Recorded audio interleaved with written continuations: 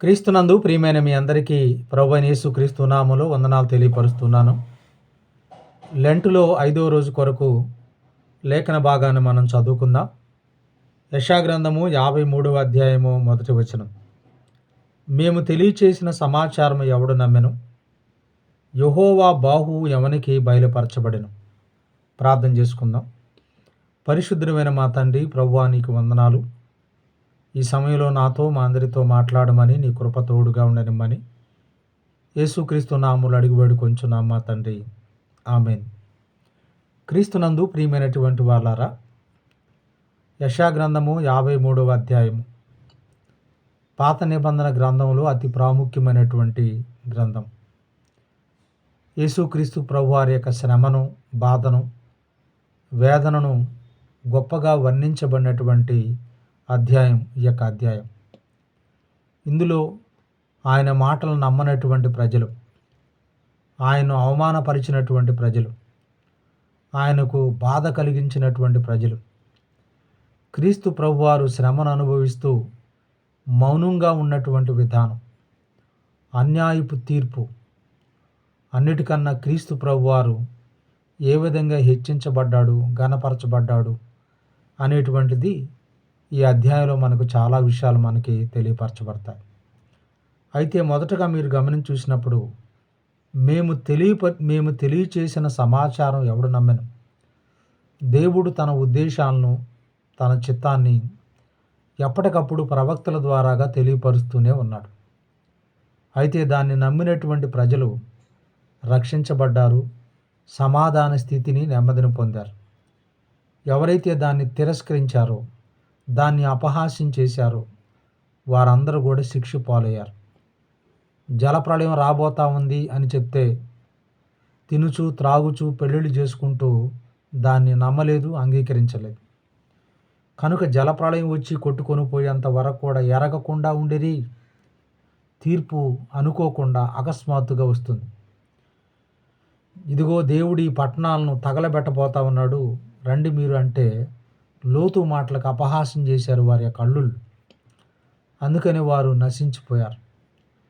నెబుకద్నెజరు ఈ పట్టణం మీదకి రాబోతా ఉన్నాడు, దేవుడు ఈ పట్టణాన్ని నాశనం చేయబోతా ఉన్నాడని ప్రవక్తల ద్వారాగా, యెషయా ద్వారాగా, ఇర్మియా ద్వారాగా, యెహెజ్కేలు ద్వారాగా, వీరందరి ద్వారాగా దేవుడు హెచ్చరికలను తెలియపరిచినప్పుడు వాళ్ళు దేవుని మాట మీద తిరుగుబాటు చేశారు. వారికి చెప్పినటువంటి ప్రవక్తల మీద తిరుగుబాటు చేశారు. రండి మన వివాదం తీర్చుకుందాం, ఇదిగో మీరు నా మాట వింటే భూమి యొక్క మంచి పదార్థాలు అనుభవిస్తారు, నా మాట వినకపోతే మీరు తీర్పు పాలవుతారంటే హృదయాలను కఠినపరుచుకున్నారు. దేవుడు అంటాడు కదా, ఎద్దు తన యజమాని ఎరుగును, గాడిద తన సొంత వాని దొడ్డు తెలియను, ఇశ్రాయేలుకు తెలివి లేదు. పాపము గుడ్డితనం కలుగు చేస్తుంది, పాపము భ్రమలోకి తీసుకెళ్తుంది, పాపము హృదయాన్ని కఠినపరుస్తుంది, పాపం వలన సత్యాన్ని గ్రహించలేనటువంటి గుడ్డితనంలోకి వెళ్ళిపోతాం. అందుకనే అపవాది అవిశ్వాసులైనటువంటి వారికి యుగ సంబంధమైన దేవత వారి మనోనేత్రాలకు గుడ్డితనం కలుగు చేయటం జరుగుతాం. మీరు గమనించి చూసినప్పుడు యేసు ప్రభువారు నజరేతులో ఆయన లేఖన భాగం చదివి ఈ మాటలు మీ వినికిల్లో నెరవేరనివి అని అంటే వారందరూ ఆయన మీద తిరుగుబాటు చేసి ఆయన చంపను ఉద్దేశిస్తారు. నజరేతులో ఏ సూచక్రియ కూడా చేయడు, ఎందుకంటే వారి అవిశ్వాసమును చూసి యేసు ప్రభువారు ఆశ్చర్యపడతాడు. ప్రవక్త స్వదేశమందు హితుడు కాడు అని అక్కడ రాయబడినట్లుగా మనకు కనబడుతుంది. తర్వాత మీరు గమనించి చూసినప్పుడు సమరీయులు ఒకానొక సమయంలో యేసు ప్రభువారిని రానేరు. గెదారేనీల ప్రాంతంలో మరి ఒక సేన అనేటువంటి దెయ్యం పట్టినటువంటి వ్యక్తిని యేసు ప్రభువారు బాగు చేస్తే, స్వస్థపరిస్తే ఆ ఊర్లో ఉన్నటువంటి వాళ్ళందరూ యేసు ప్రభువుని చాలా వ్యతిరేకిస్తారు. ఊర్లోకి రాకుండా ఆయన్ను అడ్డుకుంటారు. మేలు చేస్తే, స్వస్థపరిస్తే, సత్యాన్ని చెప్తే దేవుని మాటలను వినకపోగా, అంగీకరించకపోగా తిరుగుబాటు చేసేటువంటి వ్యక్తుల్లాగా తయారయ్యారు. అందుకనే యేసు ప్రభువారు యెరూషలేమును చూసి, యెరూషలేమా యెరూషలేమా, ఈ దినమైనా నువ్వు సమాధానమైన సంగతులు తెలుసుకుంటే నీకు ఎంతో మేలు అంటాడు. కనుక యెరూషలేము గురించి యేసుప్రభు వారు అనేకమైన సంగతులు చెప్పినప్పటికీ వారి హృదయాలు కఠినపరచబడ్డాయి. యోహాను సువార్త 12వ అధ్యాయం 38వ వచనం కనుక మీరు చూసినప్పుడు, వారు ఆయన యందు విశ్వాసముంచరైరి కనుక వారు ఆయనను నమ్మలేకపోయిరి. సేమ్ ఇదే మాటలు ఈ ప్రవచనాన్ని ఎత్తే యేసు ప్రభు వారు ఇక్కడ మాట్లాడతాడు. మీరు యోహాను సువార్త 12వ అధ్యాయం 38వ వచనం చూస్తే, ప్రభువా మా వర్తమానము నమ్మిన వాడెవడు? ప్రభు యొక్క బాహు ఎవనికి బయలుపరచబడును అని ప్రవక్త అయిన యెషయా చెప్పిన వాక్యము నెరవేరినట్లు ఇది జరిగెను. ఇందుచేత వారు నమ్మలేకపోయేది. కాబట్టి యేసు ప్రభు యొక్క మాటలను, సత్యాన్ని నమ్మనటువంటి వ్యక్తులుగా ఉన్నారు. వారు హృదయాలను, మనసులను కఠినపరుచుకున్నారు, అంధత్వంలోకి వెళ్ళిపోయారు. కనుక క్రీస్తు ఎన్ని చెప్పినప్పటికీ, ఎన్ని బోధించినప్పటికీ ఆయన మాటలను వారు అంగీకరించలేదు, హృదయాలను కఠినపరుచుకున్నారు. అదే మాట రోమిలకు రాసిన పత్రిక 10వ అధ్యాయంలో పౌలు గారు ఇదే మాట చెప్తాడు. ఏమనంటే, ప్రభువా మేము తెలియచేసిన సమాచారం ఎవడు నమ్మెను అని యెషయా చెప్పుచున్నాడు.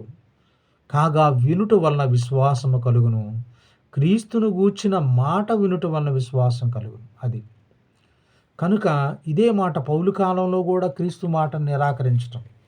అందుకని సిలువను గురించినటువంటి వార్త నశించే వారికి వెర్రితనమే కానీ, రక్షించబడుతున్నటువంటి మనకు అది దేవుని శక్తి అయి ఉంది.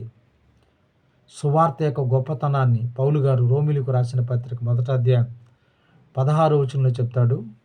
సువార్తను గురించి నేను సిగ్గుపడువాడను కాను, ఎందుకంటే సువార్త చాలా అమూల్యమైనటువంటిది. ఒకప్పుడు ధర్మశాస్త్ర సంబంధమైనటువంటి పరిచర్య, దాని మహిమ తగ్గిపోతున్నటువంటిదిగా ఉంది.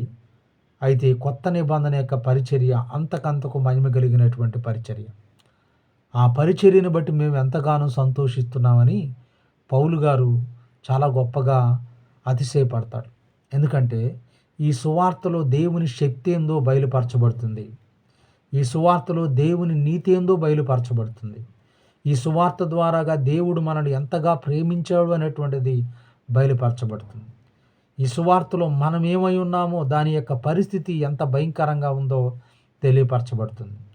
ఈ సువార్త మనకు సత్యాన్ని బయలుపరిచేది. ఈ సువార్త మనకు విశ్వాసాన్ని కలుగు చేసేది. ఈ సువార్త మనల్ని జీవింపచేసేది. ఈ సువార్త విశ్వాసాన్ని అంతకంతకు వృద్ధి పొందించేది దేవుని యొక్క సువార్త. కనుక ఈ సువార్త వినటం ద్వారా, అది క్రీస్తును గురించినటువంటి మాటలు వినటం ద్వారాగా ఏం కలుగుతాయంటే విశ్వాసం అనేటువంటిది కలుగుతుంది. కనుక క్రీస్తునందు ప్రియమైన వాళ్ళారా, ఇక్కడ భక్తుడు అంటా ఉన్నాడు, మేము తెలియపరిచినటువంటి సమాచారం ఎవడు నమ్మెను? ఎవరి హృదయంలో అపవాది గుడ్డితనం కలుగు చేస్తారో వారు సువార్తను నమ్మరు. కనుక ఇక్కడ ఏమంటున్నాడు, యెహోవా బాహు ఎవనికి బయలుపరచబడిను?